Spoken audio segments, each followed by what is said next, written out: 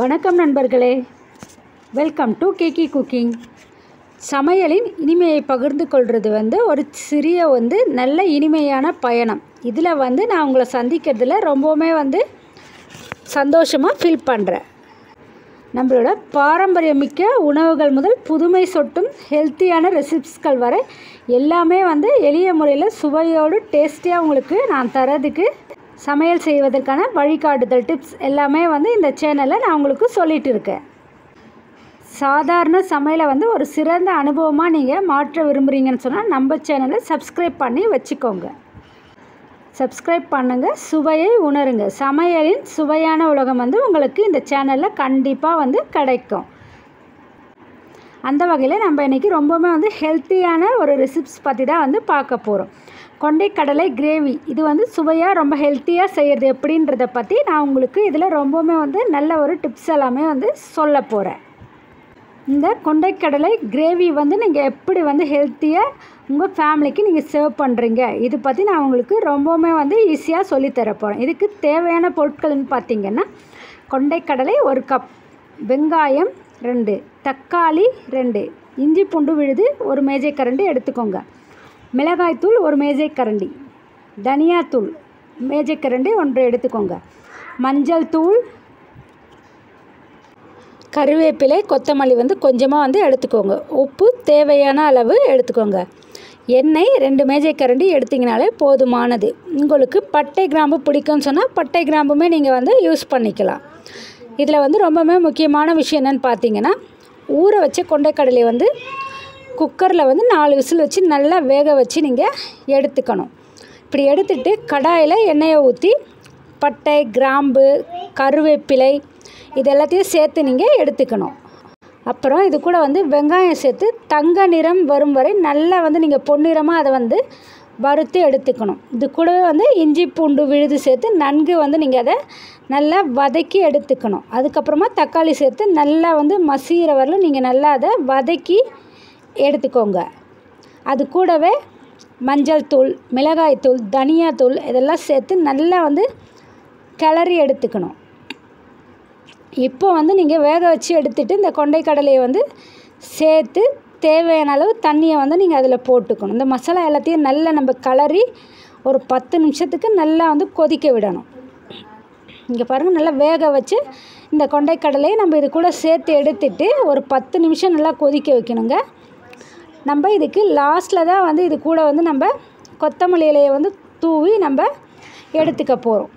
இப்படி நம்ம எடுத்துக்கிற இந்த கொண்டைக்கடலை கிரேவி எதுக்கெல்லாம் ரொம்பவுமே டேஸ்ட்டாக இருக்கும்னு சொன்னால், சூடாக நல்ல சப்பாத்தி, இடியாப்பம், தோசை இது போல் ஃபுட்டுக்கெல்லாமே ரொம்பவுமே டேஸ்ட்டான ஒரு நல்ல ரெசிப்பியாக இந்த கொண்டைக்கடலை கிரேவி உங்களுக்கு இருக்கும். கண்டிப்பாக இதை நீங்கள் ட்ரை பண்ணி பாருங்கள். உங்கள் வீட்டில் இருக்கவங்க இன்னுமே அதிகமாக கேட்டு சாப்பிட்றதுக்கு ரொம்ப யூஸ்ஃபுல்லான ஒரு நல்ல ஒரு ரெசிப்பியாக உங்களுக்கு இருக்கும். இப்படி நம்ம செய்யப்படுற கொண்டைக்கடலை கிரேவி இன்னுமே நல்ல ஒரு டேஸ்ட்டை கொடுக்கணுன்னா அதுக்கு நான் உங்களுக்கு எக்ஸ்ட்ரா டிப்ஸ் நிறைய நான் தரேன். அது என்னென்னா, நல்லா நீங்கள் கொண்டைக்கடலையை ஊற வச்சுக்கணும். கொண்டைக்கடலை 8 மணி நேரம், அதாவது ஒரு இரவு முழுவதுமே கூட நீங்கள் அதை ஊற வச்சுக்கலாம். அப்போ தான் நல்லா உங்களுக்கு ஊறி நல்லா பயிர் கிடைக்கும். விரும்பினா நீங்கள் ப்ரெஷர் குக்கரில் 4 to 5 விசில் நீங்கள் விட்டு எடுத்துக்கணும். ஒவ்வொரு பருப்புமே நல்லா வெந்து கிடச்சா மட்டும்தான் கிரேவி ரொம்ப டேஸ்ட்டாக உங்களுக்கு கிடைக்கும். நம்ம தக்காளியை வதக்கும் போது நல்லா மசித்து நல்லா நம்ம அதை வதக்கணும்னு சொன்னால் இன்னுமே அதிக அளவு சப்பாத்திக்கெல்லாம் டேஸ்ட்டான கிரேவியாக உங்களுக்கு கிடைக்கும். மசாலா வாசனை வரும் வரை நல்லா நீங்கள் வதக்கிட்டே இருக்கணும். மஞ்சள், மிளகாய், தனியா தூளை கொஞ்சமாக எண்ணெயில் வதக்கினா ரொம்பவுமே டேஸ்ட் அதிகமாக உங்களுக்கு கொடுக்கும். ஒரு மேஜைக்கரண்டி முட்டைக்கோஸ், அதாவது கேபேஜ் இருக்கு இல்லையா, அதை அரைச்சி விழுதாக சேர்த்திங்கன்னா கிரேவி மிகவும் டேஸ்ட்டாக உங்களுக்கு கிடைக்கும். தேவைன்னா நம்ம தேங்காய் கொஞ்சம் கூடவே கசகசா இது ரெண்டுத்தையுமே நம்ம சேர்த்து அரைச்சி அதில் ஆட் பண்ணும்பொழுது நல்ல ஒரு டேஸ்ட் உங்களுக்கு கிடைக்கும். கூடவே வந்து லெமன் ஜூஸ் அப்படி இல்லைன்னா வந்து சுண்டிக்காய், ஊறுகாய், புளிப்பு இது எல்லாத்தையுமே நம்ம இது கூட லைட்டாக சேர்க்கும்பொழுது நல்ல ஒரு டேஸ்ட்டை வந்து அதுக்கு கொடுக்கும். கொத்தமல்லி, புதினா இந்த இலையெல்லாம் நீங்கள் வந்து லாஸ்ட்டில் வந்து சேர்க்கும்பொழுது அதிக அளவு டேஸ்ட்டை வந்து உங்களுக்கு அந்த கிரேவிக்கு கொடுக்கறதுக்கு யூஸ்ஃபுல்லாக இருக்கும். கண்டிப்பாக இந்த டிப்ஸ் எல்லாத்தையும் நீங்கள் ட்ரை பண்ணி பாருங்கள். உங்களுடைய கொண்டைக்கடலை கிரேவி வந்து ரொம்பவுமே வந்து டேஸ்ட்டாக இருக்கிறதுக்கு இந்த டிப்ஸ் உங்களுக்கு ரொம்பவுமே வந்து யூஸ்ஃபுல்லாக இருக்கும். 8 to 10 மணி நேரம் வரல கூட இந்த கொண்டைக்கடலையை நல்லா வந்து நம்ம வேக வச்சோன்னு சொன்னால் அதிக அளவு நல்லா மசிஞ்சு நல்ல ஒரு டேஸ்ட்டை வந்து கொடுக்கும். இல்லைன்னா வந்து கல் மாதிரி இருக்கும். அதனால் வந்து நல்லா ஊற வச்சிங்கன்னு சொன்னால் நல்லா வெந்து ரொம்பவுமே வந்து டேஸ்ட்டாக இருக்கும். இது கூட வந்து நம்ம தேங்காய், கசகசா விழுது சேர்க்கும்போது அது ஒரு வகையான டேஸ்ட்டு கொடுக்கும். அப்படின்னு நீங்கள் சாம்பார் மாதிரி செஞ்சு சாப்பிடணும் அப்படின்னு ஆசைப்பட்டீங்கன்னு சொன்னால் புளி இல்லைன்னா வந்து சாம்பார் பவுடர் இது சேர்த்திங்கன்னு சொன்னால் அது வந்து ஒரு வகையான டேஸ்ட்டை வந்து உங்களுடைய கிரேவிக்கு கொடுக்கும்.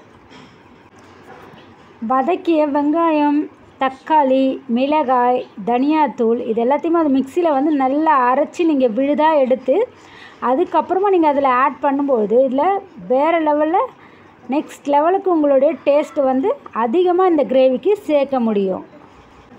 சிறிது நெய் இல்லைன்னா வெண்ணெய் கூட நம்ம இதில் வந்து ஆட் பண்ணிக்க முடியும். கடைசி நேரத்தில் வந்து கொஞ்சமாக வந்து நெய் ஊற்றி நல்லா வந்து நீங்கள் கிளறினீங்கன்னு சொன்னால் நல்ல மசாலா வாசனையோட அந்த நெய் வாசனை எல்லாமே ஒன்றா சேர்ந்து உங்களுக்கு கூடுதல் டேஸ்ட்டை வந்து உங்கள் கிரேவிக்கு கொடுக்கறதுக்கு வாய்ப்பு இருக்குது. இந்த பருப்பை வந்து நம்ம வேக வச்சு எடுத்துட்டோம் இல்லைங்களா, அந்த தண்ணியுமே நீங்கள் வந்து வீணாக்காதீங்க. அதே போல் இந்த தண்ணியில் வந்து அதிக அளவு சத்து அதுக்கப்புறமா ருசியுமே வந்து இருக்குது. அதனால் வந்து இதை சேர்க்கும்பொழுது கூடுதல் ஒரு டேஸ்ட்டை வந்து கொடுக்கறதுக்கு உங்களுக்கு சான்ஸ் இருக்குது.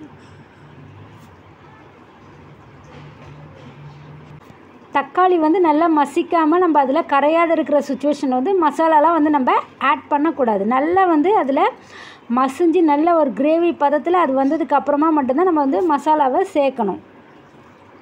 இதுவுமே உங்களுக்கு நல்ல ஒரு தேவைப்படுற ஒரு டிப்ஸ் தான். இதையும் நீங்கள் மறக்காமல் வச்சுக்கோங்க. சாம்பார் தூள் இல்லைன்னா வந்து மசாலாவுமே நம்ம வந்து பயன்படுத்த முடியும். கறி மசாலா இருக்குது இல்லைங்களா, அதுவுமே ஆட் பண்ணணும்னு சொன்னால் நல்ல ஒரு டேஸ்ட்டை வந்து உங்கள் கிரேவிக்கு கொடுக்கறதுக்கு வாய்ப்பு இருக்குது. கண்டிப்பாக இதையும் நீங்கள் வந்து ட்ரை பண்ணி பாருங்கள். இப்படி நம்ம செய்யப்படுற இந்த கிரேவி வந்து உங்களுக்கு சப்பாத்தி, பூரி இது எல்லாத்துக்குமே வந்து உங்களுக்கு நல்ல ஒரு பர்ஃபெக்ட் மேட்சிங் காம்பினேஷனாக உங்களுக்கு வந்து இருக்கும். கண்டிப்பாக நீங்கள் ட்ரை பண்ணி பார்த்துட்டு இதோட டேஸ்ட் எப்படி இருந்ததுன்றதை கமெண்ட் செக்ஷனில் கண்டிப்பாக வந்து சொல்லுங்கள். அப்படி இல்லைன்னு சொன்னால் நம்ம சாதத்துக்கு கூட ஊற்றி சாப்பிடும்போது இன்னுமே அதிக அளவு டேஸ்ட்டு வந்து கொடுக்கும்.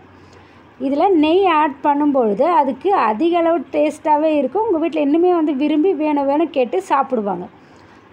தேங்காய், கசகசா இதெல்லாமே சேர்த்து நீங்கள் செஞ்சீங்கன்னு சொன்னால் இடியாப்பம், அப்பம் இது எல்லாத்துக்குமே சேர்த்து சாப்பிட்றதுக்கு இது ரொம்பவுமே வந்து நல்ல காம்பினேஷனாக உங்களுக்கு வந்து இருக்கும்.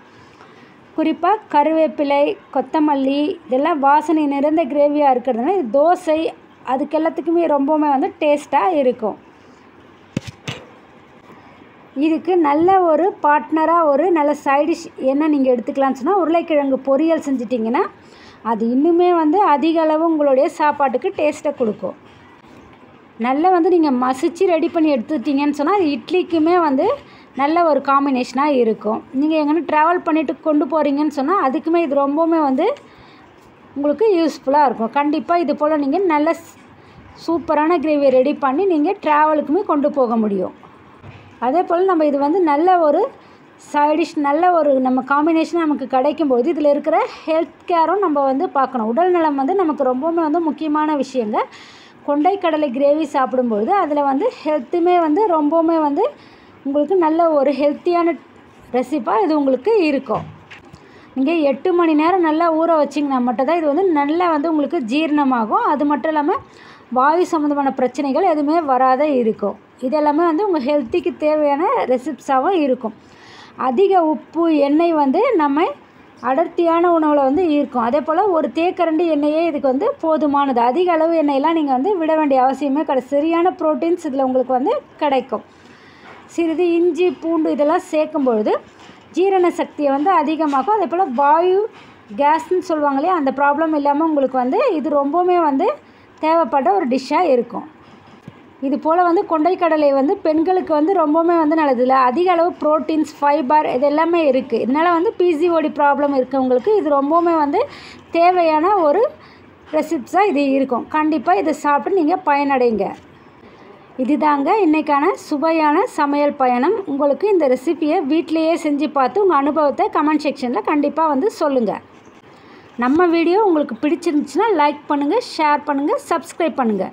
மறக்காமல் பெல் ஐக்கானையும் கிளிக் பண்ணுங்கள். அப்போ தான் என்னோடய அடுத்த சுவையான வீடியோ உங்களுக்கு தெரிய வரும். சமையலோடு சிரிப்பும் சுவையோடு சின்ன சந்தோஷமும் நம் சேனலில் தொடரும். நன்றி. சந்திப்போம் அடுத்த வீடியோவில்.